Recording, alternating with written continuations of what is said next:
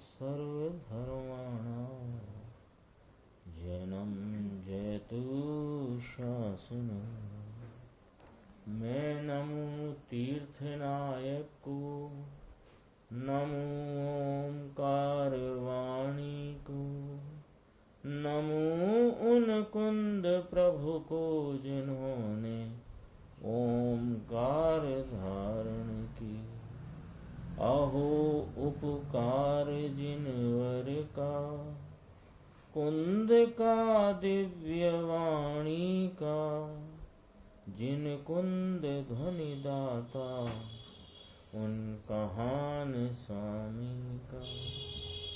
नमः समय साराय स्वानुभूत्या चकासते, चित स्वभावाय भावाय सर्वभावांतरे। समय सारजी परमागम ग्रंथ, इसके परिशिष्ट में जो 47 शक्तियों का वर्णन आया है, उसमें अपनी 38 शक्तियों तक की चर्चा हो गई है और 39वीं शक्ति भाव शक्ति की चर्चा यहाँ से प्रारंभ होती है। इसके पहले जो 6 शक्तियां थीं, भाव शक्ति, अभाव शक्ति, भाव अभाव शक्ति, अभाव भाव शक्ति और भाव भाव शक्ति, अभाव अभाव शक्ति, ये 6 का एक पूरा वंश था, जिसमें आत्मा के वर्तमान परिणाम और पूर्व परिणाम, प्राग भाव, प्रध्यंसा भाव आदि की चर्चा करके अत्यंता भाव तो बताई था और अन्योन्य अभाव यहाँ लागू पड़ता नहीं, ये चर्चा अपनी कल आई थी। अब यहाँ भाव शक्ति में ये कारकों के संदर्भ से चर्चा है। यहाँ पर गुरुदेव बताएंगे अपने को कि 33 नंबर की भाव शक्ति और 39 नंबर वाली भाव शक्ति में क्या अंतर है, अपन देखेंगे वहाँ। कारकानुगत क्रिया निष्क्रांत भवन मात्रमयी भाव शक्ति, कहते हैं कर्ता कर्म आदि कारकों के अनुसार जो क्रिया उससे रहित भवन मात्रमयी होने मात्रमयी भाव शक्ति। संस्कृत में था ना, हाँ उसी की हिंदी है। कारकानुगत क्रिया निष्क्रांत भवन मात्रमयी भाव शक्ति। कारकानुगत, कारकों के अनुसार, कारक माने कौन, कर्ता कर्म करण संप्रदान अपादान अधिकरण, ये जो 6 कारक है ना, तो इसमें आगे वही शक्ति आने वाली है, क्रिया शक्ति आएगी, फिर ये सब कारकों की शक्ति की चर्चा आएगी। यहाँ कहते हैं, यहाँ क्या कहना है कि कारकों के अनुसार जो क्रिया उससे रहित, क्रिया से रहित, कौन सी क्रिया से रहित, कारकों के अनुसार। कारकों के अनुसार माने यहाँ पहले तो पर कारकों का निषेध किया, दूसरे रागादि विकारी जो परिणाम है उनके कारकों का भी निषेध किया, और अपने भेद कारकों का भी, निर्मल भेद कारकों का भी निषेध किया। 3 प्रकार लेना, कारकों के अनुसार जो क्रिया उससे निष्क्रांत, निष्क्रांत माने उससे रहित, भवन मात्रमयी होने मात्रमयी भाव शक्ति, यानी यह आत्मा अपने निर्मल चैतन्य ज्ञान आनंद स्वरूप जो परिणमन है, इसका अपना ही परिणमन है, इसकी अपनी शक्तियों का ही वह परिणमन है। तो ये कोई कारकों की क्रिया से रहित है, तो पर कारकों को यानी देव गुरु शास्त्र आदि निमित्त उनके कारकों से रहित, राग आदि विकारी शुभ अशुभ भाव उनके कारकों से रहित, और निर्मल पर्याय के जो कारक हैं उनके भेद से रहित। निर्मल कारकों के, निर्मल पर्याय के जो कारक हैं उनके भेद से भी रहित, जो होने मात्र हुई है बस, ऐसा जो परिणमन मात्र भवन मात्रमयी होने रूप होने मात्रमयी भाव शक्ति। इसकी चर्चा बहुत गंभीर है और इस भाव शक्ति मात्र एक अकेली शक्ति की चर्चा में जिन शासन के बहुत गंभीर गंभीर सिद्धांत यहाँ पर गुरुदेव ने स्मरण में लिए, उनकी खुलासा की, उनका यहाँ किस प्रकार घटित होते हैं वो चर्चा की है। इसमें अपने हो सकता है 2-3 दिन 4 दिन का समय लगेगा, लेकिन इसकी अपन आराम से स्वाध्याय करते हैं। भाव शक्ति गंभीर है ये चर्चा। बॉक्स में है देखो, आत्मा ही स्वयं 6 कारक रूप होकर, या अभेद कारक लिए, जो भेद कारक निर्मल पर्याय के भेद कारकों को भी निषेध किया है। अभेद कारक आत्मा ही स्वयं छह कारक रूप होकर सुख रूप परिणमित होने के सामर्थ्य वाला है। अपने सुख आदि भावों के लिए पर को कारक बनाए ऐसा आत्मा का स्वभाव नहीं है। तो जिसे आनंदमय सच्चा जीवन जीना हो, अपनी परिणति में आनंद की धारा का बर्तन होता रहे, ऐसा हो यदि चाहते हो तो अंतर्मुख होकर उस आनंद को आत्मा में ढूंढना है। वो आनंद कहीं बाहर निमित्तों से, राग से अथवा भेद रूप दृष्टि में से नहीं आएगा। यह आत्मा आनंद स्वरूप अभेद वस्तु चैतन्य है। इसमें ढूंढो उस ज्ञान आनंद को अंतर्दृष्टि से, यानी इसमें समा गया अर्थ बहिर्दृष्टि छोड़कर, क्योंकि वर्तमान में कहाँ है जीव की दृष्टि? बाहर में। तो वो अपने आप इसमें बात समा गई कि बहिर्दृष्टि छोड़कर अंतर्दृष्टि से जहां चैतन्य स्वभाव का सेवन किया, तो वहां चैतन्य भगवान प्रसन्न होकर कहते हैं कि मांग ले जो चाहिए, मांगो मांगो जो चाहिए वह मांग लो। तो यह चैतन्य राजा के पास क्या क्या है कि सम्यक दर्शन से लेकर सिद्ध दशा तक के समस्त पद प्रदान करने की शक्ति इस चैतन्य राजा में विद्यमान है। इसलिए इस चैतन्य राजा की सेवा करके उसे ही प्रसन्न करो, उसे ही प्रसन्न करो, दूसरों से ना मांगो, बाहर ना देखो, अंतर अवलोकन करो। ये तो इसी प्रवचन के ये जो आया ना अपनी चर्चा में जो आएगा उसी का एक अंश अपन ने यहाँ देखा। यहाँ से देखो चर्चा शुरू करते हैं। गुरुदेव श्री आत्मा में अनंत शक्तियां हैं, उनका यह वर्णन चल रहा है। आत्मा ज्ञान लक्षण से प्रसिद्ध होता है, तथापि वह एकांत ज्ञान स्वरूप ही नहीं है। ज्ञान के साथ अन्य अनंत शक्तियां स्थित हैं, विद्यमान हैं। इसलिए भगवान आत्मा अनेकांत स्वरूप है। अनेकांत मूर्ति भगवान आत्मा की अनेक शक्तियों का वर्णन अनेक प्रकार से अलौकिक रीति से आ गया है। आ गया ना 38 तक का। अभी तक 38 शक्तियों का वर्णन हुआ, अब 9 शक्तियां शेष हैं। ये 47 शक्तियों का जो निरूपण है उसमें 9 शक्तियां शेष हैं। उनमें से 39वीं भाव शक्ति में स्वभाव रूप 6 कारक बतलाएंगे और उसके बाद कर्म, कर्ता, करण, संप्रदान, अपादान, अधिकरण तथा संबंध, इन 7 शक्तियों का आत्मा के स्वभाव रूप से वर्णन करके आचार्य भगवान 47 शक्तियों का निरूपण, प्ररूपणा, कथन समाप्त करेंगे। क्या सिलसिला है और क्या सिलसिला आएगा वो अपने को बताया कि 38 शक्तियों तक का वर्णन तो हो गया, जिसमें आत्मा की अनेक शक्तियों को अनेक प्रकार और अलौकिक रीति से यानी आत्मा ही बताया है। इसके बाद आएगी क्रिया शक्ति, फिर 6 कारकों की शक्ति और स्वयं स्वामी संबंध शक्ति, है ना। अभी इस 38वीं शक्ति में क्या कहना, 39वीं शक्ति में क्या कहना है कि स्वभाव रूप 6 कारक बतलाए आत्मा के। तो आत्मा कैसा है कि सदा ध्रुव स्वरूप तो है, लेकिन ध्रुव स्वरूप का सेवन करने से जो निर्मल परिणमन होता है, सम्यक दर्शन से लेके सिद्ध पद तक का वो निर्मल परिणमन होता है, उस वह पर कारकों से निरपेक्ष है, रागादि कारकों से निरपेक्ष है, अरे कारकों के, निर्मल कारकों के भेद से भी निरपेक्ष है। ये चर्चा यहाँ पर करना चाहते हैं। देखिए शक्ति रूप बताएंगे आगे। हाँ शक्ति है, कारक शक्तियां भी बताएंगे आगे, लेकिन यहाँ भाव शक्ति में क्या कहना, निर्मल कारकों से निर्मल कारकों के भेद से भी रहित, यह स्वभाव रूप कारक। हाँ अभी आएगी चर्चा, इसी में आने वाली अगले ही पेज पे। कैसी है आत्मा की भाव शक्ति?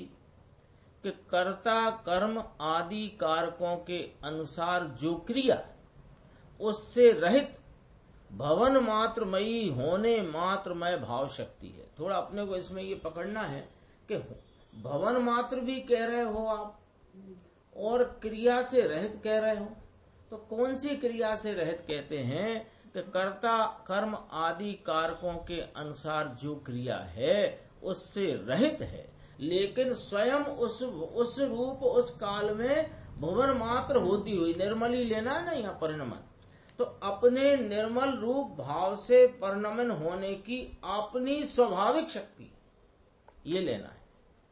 पहले 33वें बोल में देखो, पहले तो ये समझ लो, पहले 33वें बोल में भाव शक्ति का कथन किया था, वहां तो अवस्था की विद्यमानता बतलाई थी और यह भाव शक्ति भिन्न है। इस भाव शक्ति में क्या बताना है कि कारकों से निरपेक्ष बना बतलाना। वहां भाव शक्ति मान वर्तमान परिणाम विद्यमान होता है ये बताया था भाव शक्ति में, और भूत भविष्य की पर्याय विद्यमान नहीं होती हैं ये अभाव शक्ति से बताया।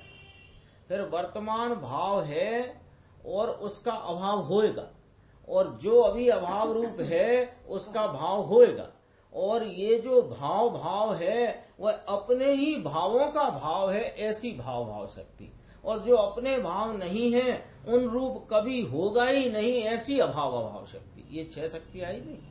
यहाँ ये भाव शक्ति में भी विद्यमान अवस्था तो बतला रहे हैं, लेकिन कारकों से निरपेक्ष है, कारकों की क्रिया से रहित है, कारकों से निरपेक्ष है। ये भवन मात्रमयी थोड़ी है बारीक बात, मात्र बता रहे हो, फिर कह रहे निरपेक्ष, तो जी दो कारकों से निरपेक्ष तो कारक आएगी ना बात।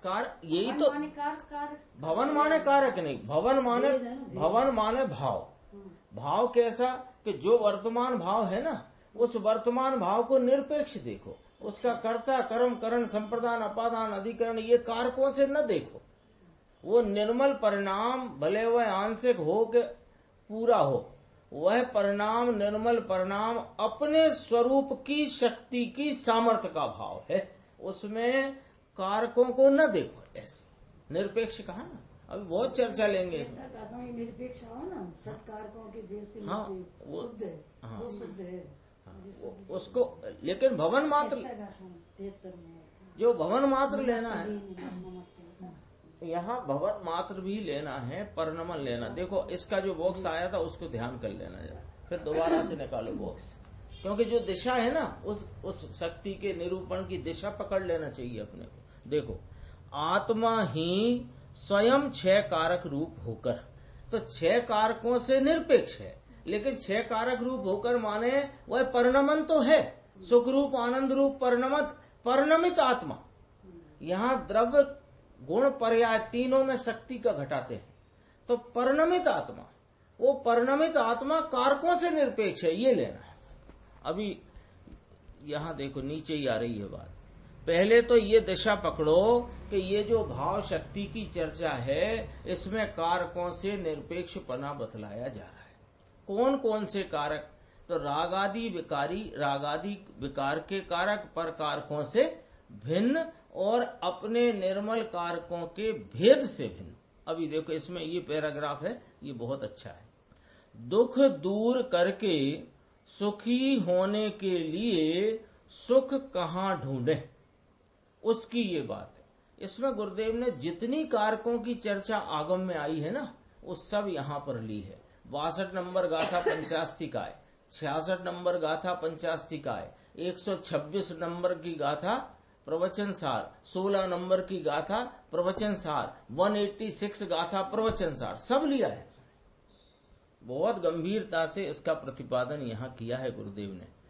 दुख दूर करके सुखी होने के लिए सुख कहाँ ढूंढे, उसकी यह बात है। भाई तेरा सुख तुझ में है और तेरा आत्मा ही स्वयं 6 कारक रूप होकर सुख रूप परिणमित होने के सामर्थ्य वाला है। ये वाली बात पकड़ लो बस। ये वाली जो बात अपन ने पकड़ी है, ये पूरी शक्ति का मुख्य केंद्र बिंदु ये है इस भाव शक्ति की चर्चा का, इस भाव शक्ति के भाव अभिप्राय का ये केंद्र बिंदु है। क्या? तेरा आत्मा ही, अब इसको ऐसे पढ़ते हैं, तेरा आत्मा ही सुख रूप परिणमित होने के सामर्थ्य स्वभाव वाला है, स्वयं क्षय कारक रूप होकर, है ना। क्योंकि देखो क्षय कारक की बात क्यों इसमें डाली गई, कोई भी क्रिया होगी ना तो क्रिया होगी तो उसका कारक होगा, लेकिन कारकों का लक्ष्य नहीं रखना, क्योंकि यह अपनी सामर्थ्य का स्वाभाविक कार्य है तो कारक भी स्वभाव रूप का है। तेरा आत्मा ही स्वयं क्षय कारक रूप होकर सुख रूप परिणमित होने के सामर्थ्य वाला है। अरे पर को कारक बनाकर उससे सुख लेना चाहेगा तो कभी सुख प्राप्त नहीं होगा। पहला बिंदु, पर को कारक बनाकर, यानी स्त्री पुत्र धन दौलत अन्य सामग्री जेवर आदि को साधन बनाकर सुख चाहेगा तो मिलेगा कि नहीं मिलेगा। अरे देव गुरु शास्त्र को कारक बनाकर उससे सुख लेना चाहेगा तो सुख कभी प्राप्त नहीं होगा। तो क्या करें कि अरे समझो पहले भैया कि अपने सुखादि भावों के लिए पर को कारक बनाए ऐसा आत्मा का स्वभाव नहीं, आत्मा की ऐसी व्यवस्था नहीं। आत्मा जो सुख आनंद शांति वीतरागता स्वरूप है, उसकी परिणति में सुख आनंद शांति वीतरागता रूप परिणमन के लिए ये आत्मा पर को कारक बनाए ऐसा इस वस्तु का स्वभाव नहीं। मूल मुद्दे की बात है। तो ये अनादि से गलती क्या कर रहा, मिथ्या दृष्टि है ना। तो मिथ्या दृष्टि है माने ये मिथ्यात्व रूप पर नमन कर रहा है, यानी विपरीत मान्यता रूप। क्या विपरीत मान्यता चली आती है इसकी कि ये जहां सुख के प्राप्ति के लिए आनंद और पवित्रता और सम्यक दर्शन और साधक दशा और साध्य अवस्था इनकी प्राप्ति के लिए यह आत्मा पर को कारक बनाए ऐसा इसका स्वभाव नहीं है। और इसने क्या मान लिया है कि ऐसा मेरा स्वभाव है कि मैं पर को कारक बना, ये तो मिथ्यात्व है। तभी तो निमित्तों की टोह में लगा रहता है। ऐसी स्वाधीनता की उद्घोषणा करती हुई ये भाव शक्ति की चर्चा है। देखो आगे धीरे धीरे चलते हैं। कर्ता कर्म आदि भिन्न भिन्न कारकों के अनुसार जो क्रिया हो उस रूप परिणमित होने का आत्मा का स्वभाव नहीं, किंतु उससे रहित परिणमित होने का आत्मा का स्वभाव है। ये तो पहले वस्तु की यथार्थ निर्णय चाहिए ना। तो ये आत्मा कैसा है कि ज्ञान दर्शन आनंद सुख चारित्र वीर स्वरूप अनंत गुणों का एक रूप अभेद पिंड है और ऐसी इसकी सामर्थ्य है कि जिसमें से अनंत काल तक अनंत अनंत अपार बेहद व्यक्ति स्वरूप बेहद भाव स्वरूप अनंत पर्याय अनंत काल तक प्रकट होती रहे, ऐसी सामर्थ्य है। इतना तो अपने ख्याल में आई ना बात।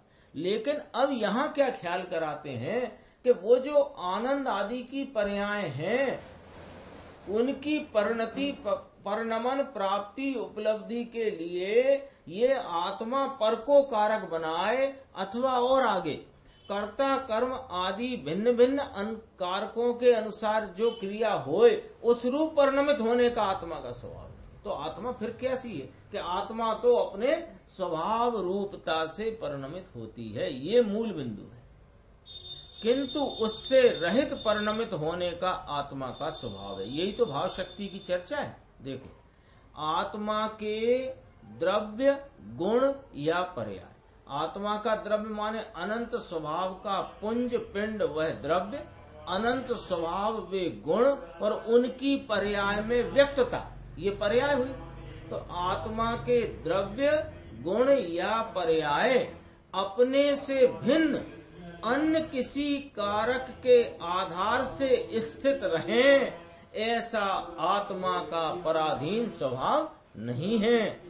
किंतु अन्य कारकों से रहित स्वयं अपने भाव रूप परिणमित होए, ऐसा उसका स्वभाव है। यदि ऐसे स्वभाव में ढूंढो क्या सुख, तो सुख प्राप्त हो सकता है, और अन्य कारणों में ढूंढे तो सुख प्राप्त नहीं हो सकता। अभी तो मूल इतना बताना है यहाँ पर कि पर कारकों के अनुसार नहीं है इसकी सुख रूप परिणमन की क्रिया, और रागादि कारकों के अनुसार नहीं है इसके सुख रूप परिणमन की क्रिया। ये तो आत्मा स्वयं ही स्वभाव रूप कारकों से यह परिणमित होता हुआ सुख, आनंद, वीतरागता और अनंत अनंत निर्मल पर्यायों को प्राप्त करे, ऐसा इसका स्वभाव है। एक उदाहरण है, इसको छोड़ देते हैं। हीरों का हार गले में पहना हो तो गले में ही देखो, वहीं मिल सकता है। थोड़ा अपन नीचे आगे चलते हैं, देखो तो फिर क्या करें।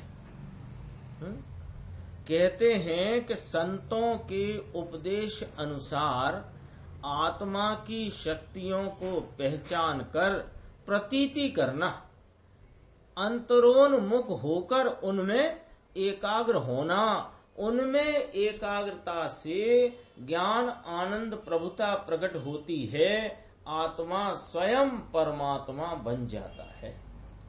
जहाँ अंतर्दृष्टि पूर्वक चैतन्य स्वभाव का सेवन किया, वहाँ चैतन्य भगवान प्रसन्न होकर कहते हैं कि मांगो मांगो, तुम्हें क्या चाहिए, जो चाहिए हो वो मांग लो। अरे केवल और ज्ञान और अतीन्द्रिय आनंद देने की शक्ति मुझ में है, जगत में किसी में नहीं। किसी अरिहंत परमात्मा सिद्ध भगवंत में कोई शक्ति नहीं जो तुझे तेरा आनंद दे दे। तुझे तेरे अपार बेहद अनंत आनंद की को देने वाला कौन है कि यह चैतन्य भगवान अपना अभेद ध्रुव वस्तु ज्ञायक। इससे मांग ले, जो कुछ चाहिए हो वह आत्मा की शक्ति में भरा ही है। इसलिए आत्मा की शक्ति का विश्वास करके जो कुछ चाहिए हो वह उससे मांगो, आत्मा में एकाग्र हो, बाहर में न ढूंढो। सम्यक दर्शन से लेकर सिद्ध दशा तक के समस्त पद प्रदान करने की शक्ति इस चैतन्य राजा में है। इसलिए इस चैतन्य राजा की सेवा करके उसे प्रसन्न कर, दूसरों के पास भीख न मांगो, बाह्य में न देखो, अंतर अवलोकन करो। आत्मा कहाँ है कि जहाँ आत्मा है वहीं ढूंढो तो मिलेगा। वो हार वाला दृष्टांत था ना, वो चर्चा यहाँ आ गई। अब देखो आत्मा कहाँ है, क्योंकि ये प्रश्न उठता है ना, छठी गाथा में ही उठा। वह आत्मा कौन है जिसके जानने से मुझे आनंद की प्राप्ति या परम सौख्य की प्राप्ति होती है। ऐसे प्रश्न अनेक स्थान पे आए ना शिष्यों के मुख में। ऐसे प्रश्न रखकर आचार्य भगवंतों ने ये चर्चा करी है। यहाँ भी वही प्रश्न सामने खड़ा है अपने, आत्मा कहाँ है कि जहाँ आत्मा है वहाँ ढूंढो तो मिलेगा। आत्मा अपने से बाहर कहीं नहीं है, इसलिए बाह्य में ढूंढने से आत्मा के गुणों की प्राप्ति नहीं हो सकती, क्योंकि जहाँ होगी वहीं मिलेगी। तो जहाँ है वहाँ ढूंढो। आत्मा के गुण आत्मा से बाहर नहीं है, आत्मा में ही है। भाई तेरी प्रभुता तुझ में है, बाहर में न ढूंढो। अपनी प्रभुता के लिए बाह्य सामग्री को ढूंढने की व्यग्रता न करो, क्योंकि बाह्य सामग्री से तुझे तेरी प्रभुता प्राप्त नहीं होती। अभी देखो ये क्या कहा कि बाह्य सामग्री से निरपेक्ष रूप स्वयं अकेला छह कारक।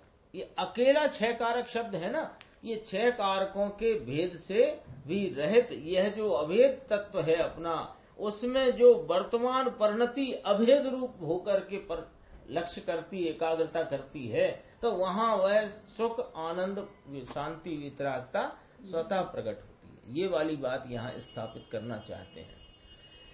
बाह्य सामग्री से निरपेक्ष रूप स्वयं अकेला छह कारक रूप कर्ता, कर्म, करण आदि होकर केवल ज्ञान और अतीन्द्रिय आनंद रूप परिणमित हो जाए, ऐसा यह स्वयंभू भगवान यह आत्मा है। अब याद कर लो 16 नंबर गाथा प्रवचन सार की, वहां पर टीका करते हुए आचार्य अमृतचंद्र भगवान ने पहले कारक समझाने के लिए भेद कारक समझाए ना। वहां पर कुम्हार ने घड़े को चाक के साधन से पानी पीने वाले के लिए मिट्टी में से जमीन के आधार घड़ा बनाया, तो घड़ा कैसे बना उसकी चर्चा करी।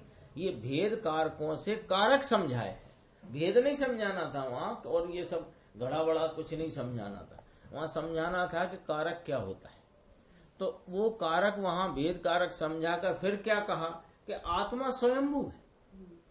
तो वहां पर जो 16वीं गाथा लेंगे गुरुदेव, अभी अपन तो जरा से याद कर रहे हैं उसको, कि 16वीं गाथा में केवल ज्ञान रूप जो परिणमन है आत्मा का, वह स्वयंभू है। वह किसी पर कारकों से नहीं, रागादि भावों के रागादि रूप कारकों से नहीं। अरे वास्तव में देखो तो वह उस समय का परिणाम स्वयंभू है। उसे द्रव्य की तरफ से द्रव्य स्वयंभू कहो तो द्रव्य के कारक हैं, तो वे अभेद कारक हैं। देखो आत्मा को ही प्रभु कहा, आत्मा को ही भगवान कहा। अहो अपनी प्रभुता छोड़कर पर को कौन ढूंढे।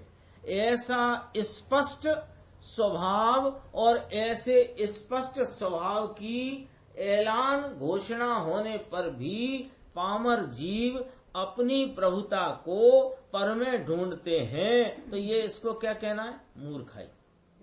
मूर्खाई तो है ही। अरे उन्हें आचार्य भगवान समझाते हैं कि अरे जीवो, तुम्हारी प्रभुता तुम में ही भरी है। अंतर अवलोकन करके उसे ढूंढो, अंतर्मुख होकर अपनी प्रभुता को धारण करो और पामर बुद्धि छोड़ो। पामर बुद्धि क्या होती है कि पर में से सुख की तलाश, राग में से वीतरागता की तलाश, ये पामर बुद्धि है। एक समय की पर्याय का अवलंबन लेने वाली बुद्धि पामर बुद्धि है। अहो अपनी प्रभुता को भूले हुए पामर जीव निमित्त और राग के पास जाकर अपनी प्रभुता की भीख मांगते और भिखारी रूप में 84 लाख योनि के अवतार में परिभ्रमण करते हैं। भिखारी रूप में, भिखारी रूप माने जगह जगह दर दर भटके, उसका क्या नाम है, भिखारी। ये दर दर भटकता है। ये सुख की चाह में निमित्त और राग से सुख चाहता है, मिलता है नहीं, और दर दर भटकता हुआ कभी इस गति से उस गति में, उस गति से इस गति में, ये धक्के खाता है। आचार्य देव उन्हें ऐसे भिखारियों को प्रभुता का दान देते हैं कि तू ये भिखारीपना छोड़ और अपनी प्रभुता को संभाल, यही हम तुम्हें दान देते हैं। उसकी प्रभुता बतलाते हैं। अरे जीव, तेरे स्वभाव में प्रभुता का कल्प वृक्ष है। यह आत्मा ही चैतन्य कल्प वृक्ष है। उसके पास जाकर प्रभुता की याचना कर तो तुझे अवश्य अपनी प्रभुता मिलेगी। पर्याय में प्रभुता से भरे हुए अपने चैतन्य चिंतामणि का चिंतवन करो तो उसके चिंतवन से संग सम्यक दर्शनादि प्रभुता प्रकट हो। यहाँ चिंतवन का अर्थ क्या है, हाँ, चिंतवन का उसमें एकाग्र होना, एकाग्र चिंता निरोध ध्यानम है ना, तो वहाँ चिंतवन का अर्थ क्या है, अब सब वो सब विकल्पों को छोड़कर अपने स्वरूप में एकाग्र होना। तो ये एकाग्र वाला चिंतवन है। ये ना समझना कि गायक का चिंतवन करते हैं तो हमें, वो तो विकल्पों की बात है। चैतन्य चिंतामणि का चिंतवन कर तो उसके चिंतवन से सम्यक दर्शनादि प्रभुता प्रकट हो। प्रभुता का निधान अपने में भरा है, उसे बाह्य में ढूंढेगा तो कहाँ से मिलेगा। अहो तुम्हें तुम्हारी प्रभुता के निधान बतला रहे हैं, उन्हें एक बार तो देखो। आत्मा की प्रभुता को देखने का कौतूहल करो। कौतूहल नाम जिज्ञासा, रुचि, धगस, उमंग करो तो तुम्हें अपनी प्रभुता प्राप्त न होए। ऐसा नहीं हो सकता। यानी जो अपने अंतर स्वभाव में ढूंढे तो प्रभुता उसे अवश्य प्राप्त होगी ही। ये थोड़ा छोड़ते हैं 10-12 लाइन, आगे चलते हैं। यहाँ देखो इसका और वर्णन अभी यहाँ शुरू करते हैं। अभी तो गुरुदेव श्री ये कह रहे थे कि यह आत्मा अनंत शक्ति सामर्थ्य का पुंज है और प्रभुता इसमें भरी पड़ी है। तो जे अपनी पर्याय में प्रभुता की प्राप्ति करना हो तो इसका आलम्बन करो। अब देखो कहते हैं अनेकांत मूर्ति भगवान आत्मा की अनेक शक्तियों में से इस समय 39वीं भाव शक्ति का वर्णन हो रहा है।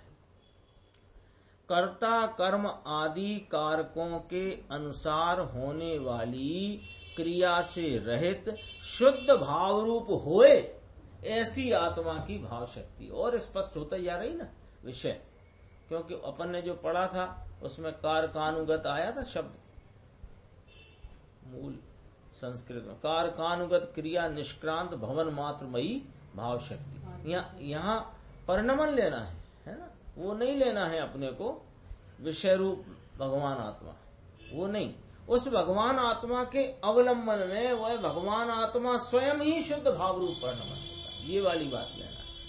तो कर्ता कर्मादि कारकों के अनुसार होने वाली क्रिया से रहित शुद्ध भाव रूप होए ऐसी आत्मा की भाव शक्ति है। राग द्वेष का या शुभ भाव का राग का अनुसरण करके आत्मा शुद्ध भाव रूप होए ऐसा उसका स्वभाव नहीं है।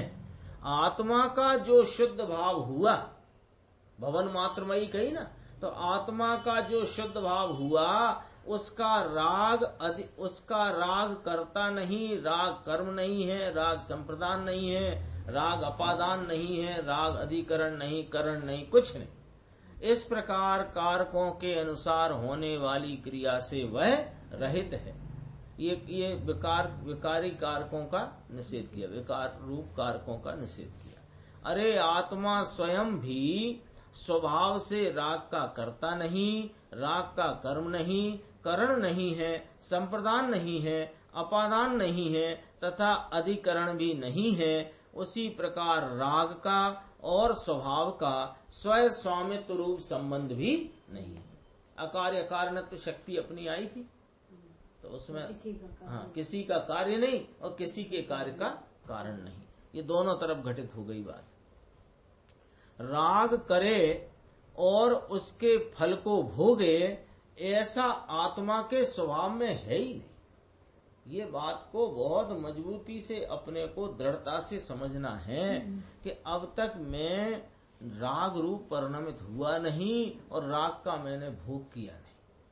ये बात को समझने के लिए चारों तरफ से जितनी जरूरत पड़े उतना चिंतन, विचार, स्वाध्याय, सुनना, पढ़ना, सब करना, लेकिन ये बात दृढ़ करना है। क्या बात दृढ़ करना है कि यह आत्मा ने अब तक कभी राग रूप परिणमन किया नहीं और राग को कभी भोगा नहीं। तो फिर वो सब बातें आएंगी, सब अपने सामने उनको बराबर समझना, उनको उनकी कोटि में जमाना।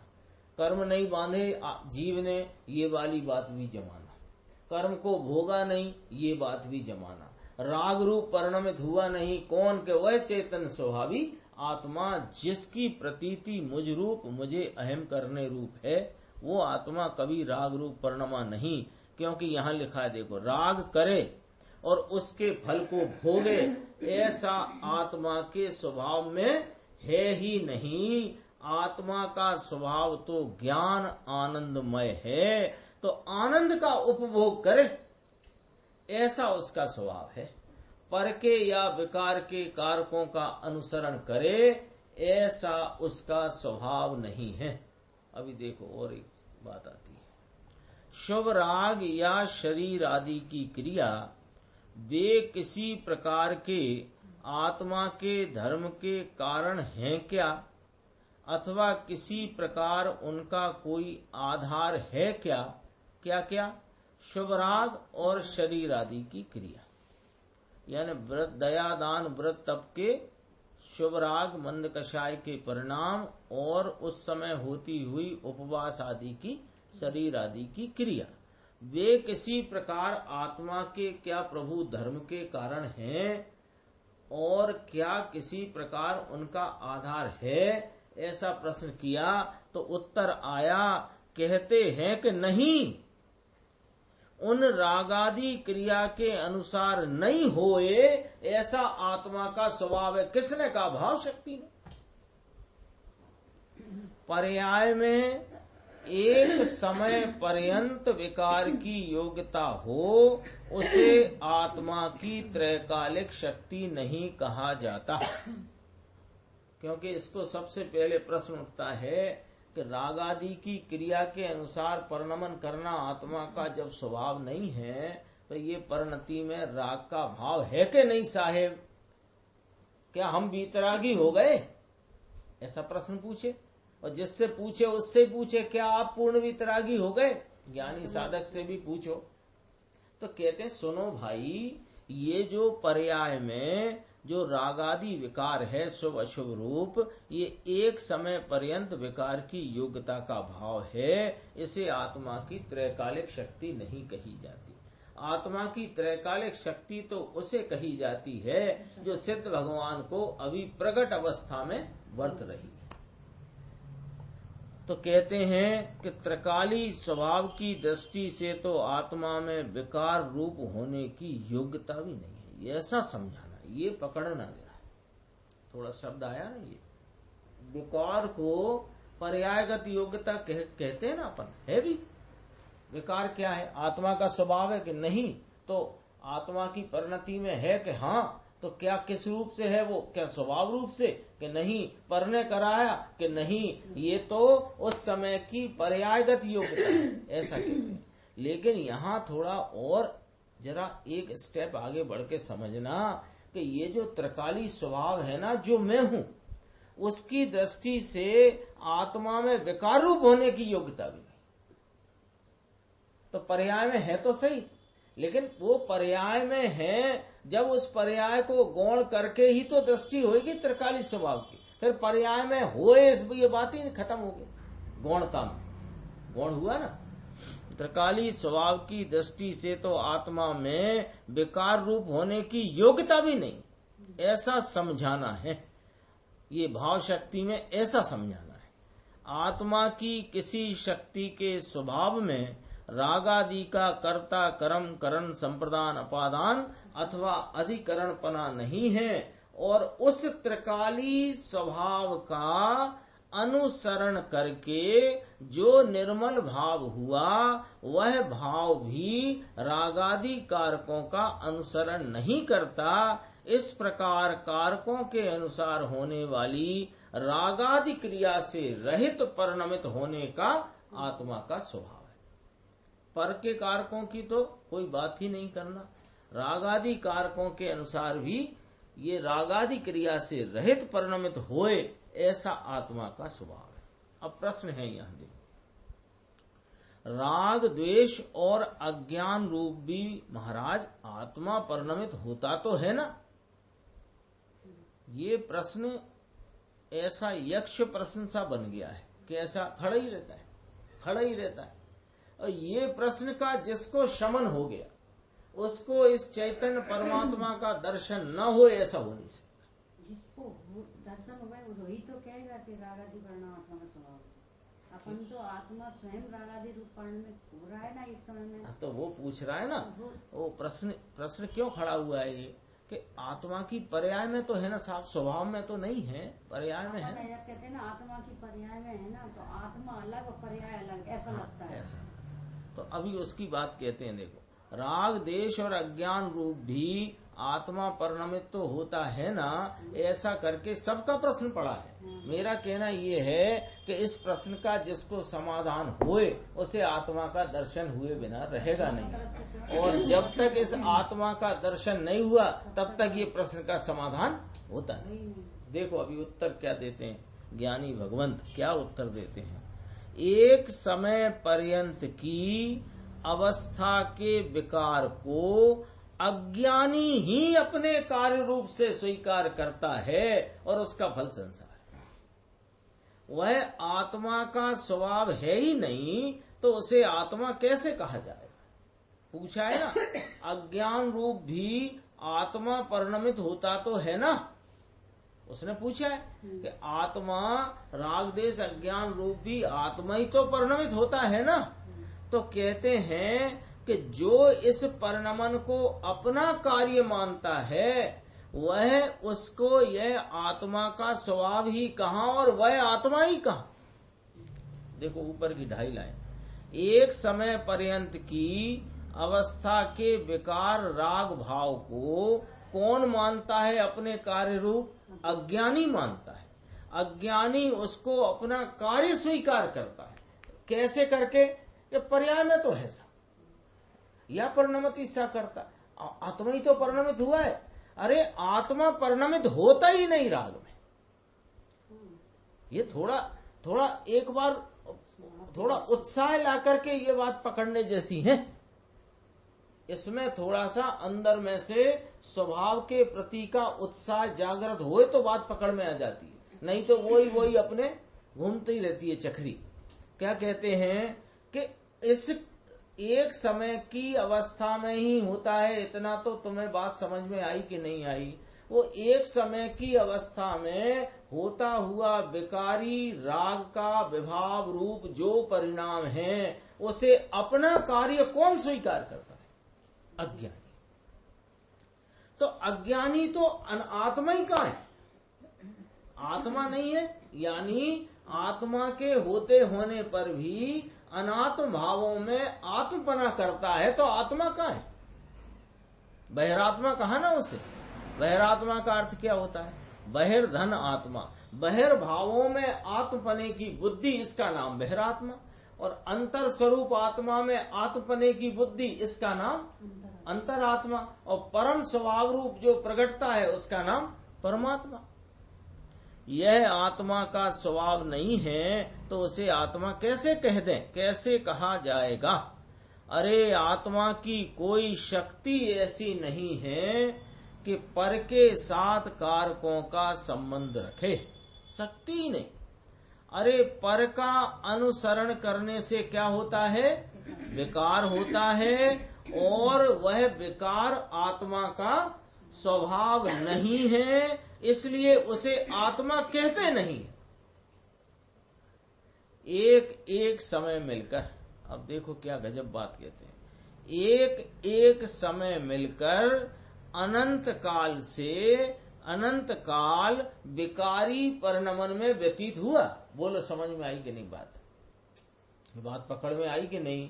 कि अनादि से अनंत काल व्यतीत हुआ है कि नहीं? तो अनादि से जो अनंत काल व्यतीत हुआ वो एक समय का विकार, एक समय का विकार, एक समय का विकार अगले समय नहीं, अगले समय का उसके अगले समय नहीं, एक समय का विकार मिलकर माने उसको समग्र या समूह पने से देखो तो ये अनंत काल कायक में गया विकार में। तो विकारी परिणमन में व्यतीत हुआ है। तथापि ऐसा होने पर भी 2 समय का विकार आत्मा में एकत्रित नहीं हो गया। तथा एक समय पर्यंत का जो विकार है वह भी आत्मा के स्वभाव रूप नहीं हो गया है। इसलिए स्वभाव दृष्टि में राग को आत्मा के साथ कर्ता कर्मपना नहीं है, वह करण नहीं, साधन नहीं है, संप्रदान नहीं है, अपादान नहीं है, आधार नहीं है, और उनके साथ आत्मा का स्व स्वामित्व पने का संबंध नहीं। कितनी बात है, ये बहुत गंभीर है पैराग्राफ। क्या कहना चाहते हैं? प्रश्न किया था कि देखो राग देश अज्ञान रूप आत्मा ही तो परिणमित होता है साहिब। तो पहला जवाब कि जो एक समय पर्यंत का होता हुआ विकार है वो उसको तुम जो यदि अपना कार्य मानते हो तो यही अज्ञान है। तो आगे सिद्ध करेंगे कि वह विकार आत्मा का कार्य नहीं है और तुम उसे अपना कार्य मानते हो। अपना कार्य मानना ही वह अनात्म भाव में आत्मपने की बुद्धि होने से तुम आत्मा हो ही नहीं, ऐसा कहा। तो फिर परिणमित होता है कि वह परिणमित होता है जो उस परिणाम में एकत्व करता है। जो कौन परिणमित हुआ? अज्ञान रागादि भाव से कौन परिणमित होता है? जो आप- देखो रागादि भाव एक समय पर्यंत का, ये बात तो अपनी मूल बात रख ली, पर अब उसका प्रश्न है कि अज्ञान में आत्मा ही तो परिणमित हुआ ना साहब। तो हम कहते हैं कौन आत्मा परिणमित हुआ? जो अपना कार्य माने, जो उसे अपना कार्य मानता, जिसने उस राग भाव को अपना कार्य स्वीकार किया है, तो उसने अपने वीतराग स्वभाव को अस्वीकार किया है। वो एक समय का आत्मा माना उसने। हाँ, तो एक समय के बरतते हुए क्षणिक रागादि भाव में ये आत्मा ही तो है साहब, ये आत्मा ही तो परिणमा है। तो तू उसे अपना कार्य मानता है, तो इसलिए वह तू आत्मा ही नहीं। तो आत्मा फिर इससे क्या सिद्ध हुआ कि जगत में इतने संसारी जीव मिथ्या दृष्टि हैं, वे आत्मा नहीं है और राग रूप परिणमित होते हैं, क्योंकि वे राग को अपना कार्य मानते हैं। और जिन्होंने आत्मा को वीतराग स्वरूप वीतरागी कार्य रूप परिणमय ऐसा जाना माना है, वे आत्मा है, उनके राग का परिणमन ही नहीं। अब देखो, अब दूसरी बात इसी पैराग्राफ में कहते हैं कि राग ये आत्मा का कार्य क्यों नहीं है, ये भी तो सिद्ध करना है ना। कि देखो इसलिए नहीं है कि ये बात हम तुम्हारी समझ गए और तुम क्या पूछना चाहते हो वो भी समझ गए कि अनंत काल से यह जीव है, कोई अभी 10, 20, 50, 100, 1000, 10 करोड़ 2 करोड़ का वर्ष का तो है नहीं, अनादि से है। और अनादि से ये कभी निर्विकार परिणमित हुआ नहीं, अनादि मिथ्या दृष्टि जीव। तो निर्विकार परिणमित नहीं हुआ तो एक एक समय के विकार से परिणमित हुआ है ना। तो एक समय का विकार माने अनादि से अनंत काल व्यतीत हुआ, उसमें अनंते अनंते समय निकल गए, एक समय का विकार दूसरे समय रहा नहीं, और दो विकार मिलकर आत्मा में रुके नहीं, कभी रुके क्या?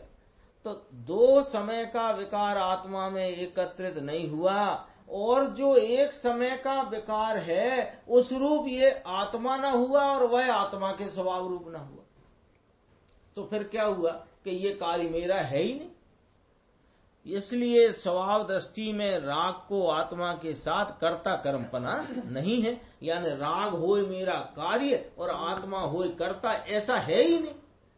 क्यों नहीं है? वो सब लॉजिक आ चुका है ऊपर। तो उनके साथ आत्मा को स्व स्वामित्व पने का संबंध नहीं है। तो फिर अगला प्रश्न आ गया, तो फिर राग देश किसने किए? अब ये भी तो समझा दो हमें कि राग देश किसने किए? जड़ कर्मों ने तो किए नहीं, कर्म के उदय से राग हुआ नहीं, तो राग देश किसने किए? तो बहुत गजब का जवाब है, देखना। आत्मा पर जिसकी दृष्टि नहीं है उसने किए। ये क्या एक यहां पर चित्र खड़ा किया गया है इस चर्चा के अंतर्गत कि देखो आत्मा तो वो है जो ज्ञान दर्शन सुख आनंद चारित्र वीर्य स्वरूप है, जो अपने गुणात्मक भावों से रहे वो आत्मा है। और जो अपने ऐसे स्वभाव को नहीं जानता और बरतते हुए एक समय पर्यंत मात्र की आयु वाले, जिसका अगले क्षण मृत्यु निश्चित है, ऐसे विकार को ही अपना स्वरूप और अपना कार्य मानता है, वो आत्मा को हम आत्मा नहीं कहते। इसलिए एक अपेक्षा कहो कि आत्मा राग का कर्ता ही नहीं, और जो राग का कर्ता बनता है वो आत्मा नहीं। ये वाला चित्र यहां पर अपने सामने आया है, देखो। तो फिर राग देश किसने किए? कि आत्मा पर जिसकी दृष्टि नहीं है उसने किए। एक समय पर्यंत की विपरीत मान्यता से आत्मा को राग द्वेष रूप ही मानकर उन रागादि को अपना माना है, उसने किए। सम्यक्त्वी तो एक शुद्ध ज्ञायक स्वभाव को ही अपना मानता है।